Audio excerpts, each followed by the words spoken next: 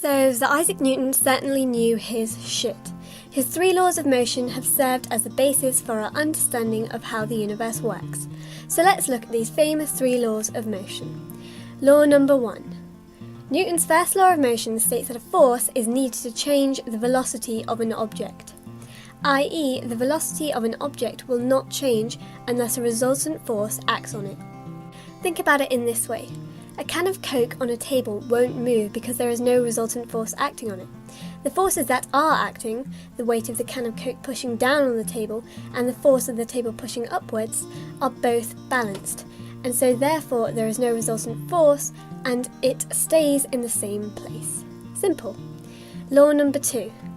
You might know this law as simply F equals ma, or maybe if you're doing A2 physics, you'll know it as F is equal to the change in momentum times velocity divided by the change in time, which applies if the mass is changing, like in a rocket when it takes off. Newton's number 2 basically means acceleration is proportional to the force.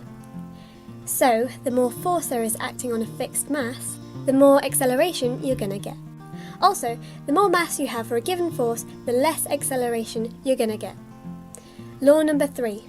For every action, there is an equal and opposite reaction. I'm sure you've heard of that one before.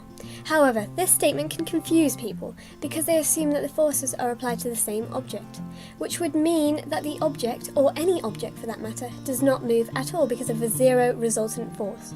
So think of it like this. If object A exerts a force on object B, then object B will exert an equal but opposite force on object A. The 2 forces represent the same reaction but from 2 different perspectives. And there you have it.